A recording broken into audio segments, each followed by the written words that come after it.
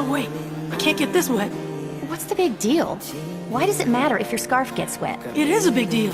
This scarf means a lot to me. Oh. Naruto, there's something I want to ask you. What is it? About that scarf. Who's it from? Oh, this? This is from my mom. She made it for me a long time ago.